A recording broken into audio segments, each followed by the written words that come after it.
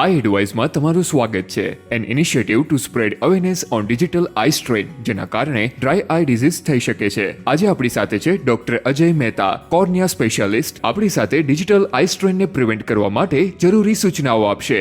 Stay tuned. Doctor, આ digital eye strain શું છે અને આપણા વિઝનને કેવી રીતે અફેક્ટ કરે? આજના યુગમાં અત્યારે કોમ્પ્યુટર અને મોબાઈલની સ્ક્રીનનો બહુ બહોળો ઉપયોગ થઈ રહ્યો છે. આના લીધે આંખની ઉપર એક નવી બીમારી જેને ડિજિટલ સ્ટ્રેન કહેવામાં આવે છે તેની અસર થઈ ગઈ છે અને આ પ્રોબ્લેમ એટલો બહોળો થયો છે અને ચારે બાજુ એટલો ફેલાણો છે કે મોટાભાગના આ ઉંમરના લોકો આ પ્રોબ્લેમ માટે હવે આંખના ડોક્ટર પાસે નિયમિતપણે જવું પડે છે. તે છે digital eye strain. Digital eye strain માટેના સૌથી કોમન સિમ્પટમ્સ શું છે? ડિજિટલ આઈ સ્ટ્રેનના લીધે કોઈ પણ વ્યક્તિ હોય તેને પહેલા ન અનુભવેલા આંખના પ્રોબ્લેમ છે તેનો અનુભવ ચાલુ થાય છે. જેમ કે તેને આંખ છે તે ચીકણી સુધી લાગવા માંડે, આંખમાં લાલાશ આવી જાય, ખટકો ચાલુ થઈ જાય. આ સિવાય માથાના દુખાવો થાય અને આંખ પણ દુખવા લાગે. લાંબા સમય માટે ડિજિટલ ડિવાઇસીસના વપરાશથી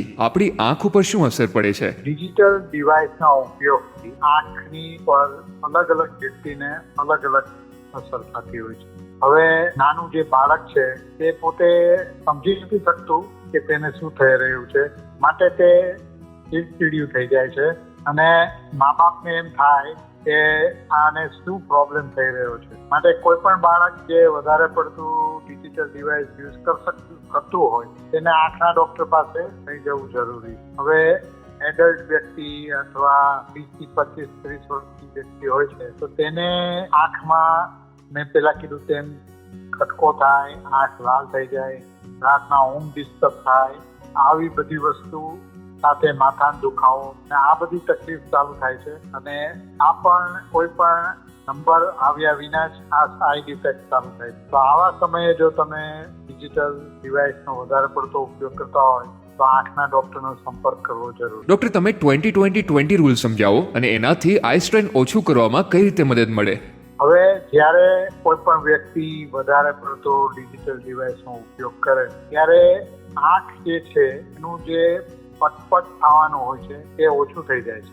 આના કારણે આંખની ઉપર જે ઈયર ફિલ્મ કહેવાય અથવા એક સ્પેશિયલ ટાઈપના પાણીનું લેયર હોય છે તેનું બાષ્પીભવન થઈ જાય છે અને આના લીધે આંખના આપણા અવયવો છે તેને ન્યુટ્રિશન નથી મળતું અને તેના લીધે આંખમાં દુખાવો, ખટકો, લાલાશ એ બધી પ્રોબ્લેમ ચાલુ થાય છે. હવે આ જે 20-20-20 રૂલ છે તેમાં દર 20 મિનિટે તમારે એક ટાઈમર રાખી દેવાનું અને પછી 20 સેકન્ડ કોઈ પણ વ્યક્તિએ સ્ક્રીનમાંથી નજર હટાવી અને 20 ફૂટ દૂર જોવાનું રહેશે. આથી કરીને તેની આંખની અંદરનું જે ટીયર ફિલ્મ છે, જે સ્પેશિયલ પાણીનું લેયર છે, તે પાછું બની જાય અને બધા અવયવોને પાછું ન્યુટ્રિશન મળે અને એને જે ખટકો, દુખાવો ને બધું થાય છે તેમાંથી ખૂબ જ રાહત મળે. ડોક્ટર, પેરેન્ટ્સ એવું કઈ રીતે એન્શ્યોર કરે કે એમના છોકરાઓ ડિજિટલ ડિવાઇસીસનો વપરાશ હેલ્ધી અને સેફલી કરી શકે? હમણાં જ આપણે વાત થઈ તે પ્રમાણે 20-20-20 રૂલ, જે પણ વ્યક્તિ વધારે ડિજિટલ ડિવાઇસનો ઉપયોગ કરે છે અને ખાસ કરીને બાળકોએ આ નિયમનું પાલન કરવાનું રહેશે.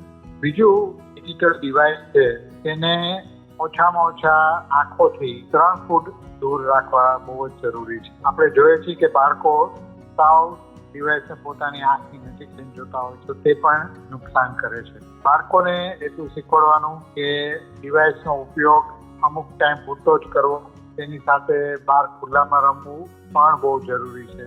રેગ્યુલર ખોરાક જેમાં ગ્રીન લીફી વેજીટેબલ કે લીલા શાકભાજી અને ફ્રૂટ આને પણ લેવા જરૂરી છે. ખોરાક જેમાં વધારે પડતા સુગર હોય જેમ કે ઠંડા પીણા, મીઠાઈઓ, ચોકલેટ આ બધું જો ઓછું લેવાય તો એનાથી પણ આંખની હેલ્થ છે વધારે સારી થાય. Thanks for listening I advice. A big thanks to doctor Ajay Mehta આવી જરૂરી સૂચનાઓ અને ટિપ્સ આપવા. Stay tuned. Issued in public interest by Alembic CSR Foundation. Views expressed are independent opinions of the doctor. Please consult your doctor before starting any medication or treatment. Alembic CSR Foundation disclaims any or all liabilities and claims.